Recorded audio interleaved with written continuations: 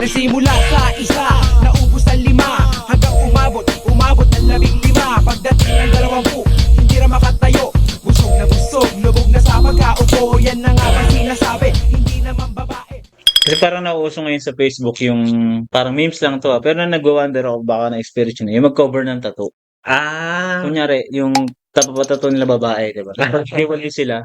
Demonyo na, aso. Convert na, no? Na-try nyo na po mag-convert ng tattoo.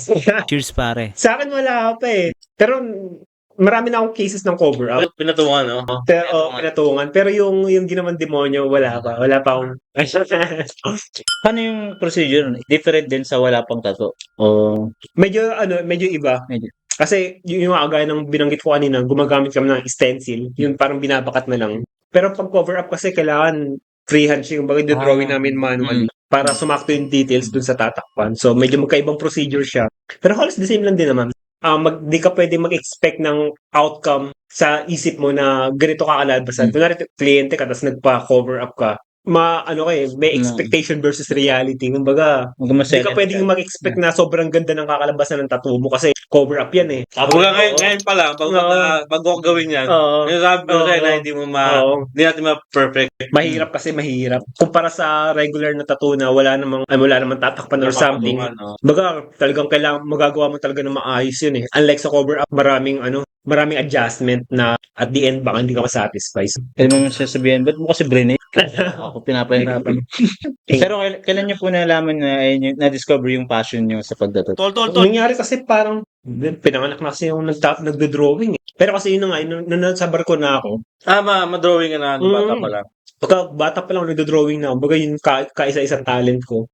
Tapos, yun, parang nung nasa barko kasi kami, parang uso talaga kasi yung yung side job. Yung iba maglalaba ng uniform. Unang sampa mo yan o pangalawang sampa sa nagtato? Pangalawang sampa. Kasi nakita mo na may nagtatato. Yung unang sampa ko parang yun na nakikita ko parang pwede pala ako umorder ng mga gamit sa Amazon. Baga doon ako umorder ng mga gamit ko, ng mga tattoo machine ko, mga tattoo ink, tsaka needles. Tapos nakikita ko parang yung iba, nagmamasahe para kumita na extra. Naglalaba, nagugupit. Tapos ako parang Flying on. may naman ako, baga may talent naman ako sa pagdo-drawing. Doon ko naisip mag-tattoo. Yun lang na. Doon ko na nag-practice. Baga wala rin naman talaga sa isip ko na maging tattoo artist for life. Baga talagang pagiging seaman or waiter kasi graduate ako HRM. Baga parang nasa industry talaga ako ng Food and beverage. Food and beverage talaga ako eh. Either waiter or sa bar. Baga yun talaga na-imagine ko sa sarili ko eh. Baga dumating kasi yung pandemic, tapos nahinto lahat ng trabaho, diba? Alam niyo naman, pandemic, lahat walang trabaho eh. And may knowledge na ako nun sa pagtatato. May experience na ako. Nagtuloy-tuloy na hanggang sa parang pinili ko na lang maging tattoo artist. So, simulan mo magtato sa barko. Sa barko na rin. Sinong unang tinatuan mo nun? Yun, kahit sino, mga kliyente, kung sinong gusto magpatato. Ako fake it till you make it. Wala pa akong experience na magtato sa balat ng tao. Nagtatato lang ako sa silicone, yung rubber lang siya, rubber. Doon ako nag-practice ng una. Siyempre mga kaibigan, tal gusto mo magpatato. Marunong ako, may mga gawa na ako. Kasi mga gawa na pinakita ko, ninakaw ko lang. Kumbaga, tattoo ng ibang tattoo artist. Kumbaga, pinakita ko, ito talo, marunong magtattoo. I-shot mo! Pero di ko tattoo yun Kumbaga, sinabi ko lang na Para lang masabi na meron na akong tattoo. Portfolio na ako. Sabi ko, fake it till you make it nga eh. May kumagat, may naniwala. Di nagtattoo na ako. Butterfly. Hanggang saan, dire-diretso na. Parang, Ganun pa rin. Baga, nakita nila, tinatoan ako ni Mark. Di tinatoan ko na rin siya. Baga, nainggit. Tapos nainggit. Hanggang sa, Nakalala ka. baga, yung portfolio ko, naging original na. Hindi na yung Naalala niyo po yung unang design na actual niyo tinato? Ano yun eh? Naalala ko man. Parang yun eh. Sa San Goku ba yun? Si Jesus sa team ko.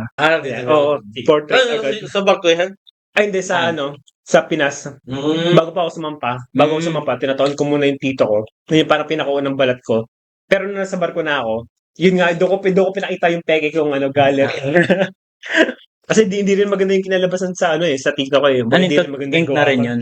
Oo. Ink na rin. Totoong tattoo na rin yun. Pero hindi maganda yung result eh. Baga hindi ko gusto eh. Nung nasa barko na ako, baga pero medyo nakapag-practice na ako sa silicone. Medyo gamay-gamay ko na. Silicone mo? Anong silicone to, sir? Ano yan? Talagang may nagbebenta nun. Excuse me. Practicean talaga. Practicean talaga. Kasama yung sa kit, pagka umorder ka ng kit, Kumakapit yung ink ko. Para ka na nagtatato sa tunay na balat. May difference ba, aside sa siyempre sa kulay, may difference ba yung pag tatato ng black sa colored? Oh, meron.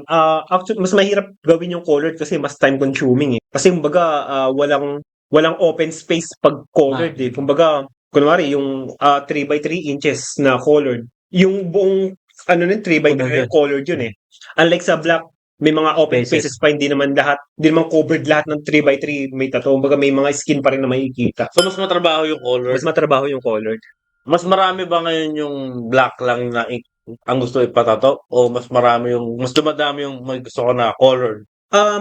Actually pareho eh, pero mas marami nakaka-appreciate ng black kasi syempre ang mga Pilipino naman, hindi naman lahat mapuputi, 'di ba? Kumbaga karamihan naman sa atin mga brown or kayumanggi. So mas bagay kasi sa mga Pilipino yung black lang eh. Yung colored naman, although marami nagpapatato, pero Maputi kasi bagay. oo, sa maputi talaga. Yung bagay, pagka gusto nila ng colored, tapos nakita namin yung area na ipapatato, isasuggest na lang din namin na kung pwede black na lang or Pumayag. Oo. Okay. Pag hindi.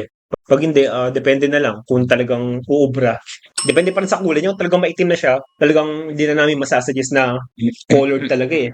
Pero kung medyo kaya pa naman na labanan ng kulay niya yung colored, tingin ko pwede naman. Depende. Meron ka lang na pa-pink na nipple, wala pa. Wala pa. Pero same procedure. Actually, same procedure na. May gumagawa talaga ng tattoo artist nun, pero sa cases ko wala pa. Baga hindi naman siya di mo naman kailangan pumunta ng dermatologist para magpa-pink ng nipple or ng labi or magpa-makeup ng tattoo or magpakilay. Pwede siyang gawin ng isang pangkaraniwang tattoo artist. Di ba yung pinipitik-pitik lang?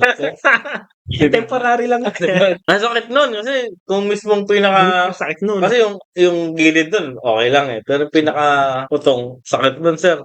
Naiwan yung brown o yung... Oo, sensitive yun eh. Meron ka nang nakulayan ng bunbunan, sir. Dahil kalbo siya. Ay, oo. Ano yung tawag doon micropigmentation? Yung tuldok-tuldok lang parang mukhang may buhok. May nagawa ka na. Talaga? Isang beses. As in kalbo o napapanot pa lang? Hindi, may buhok siya pero ano lang eh. Kunti lang. Oo, hindi ganun kakapal, manipis.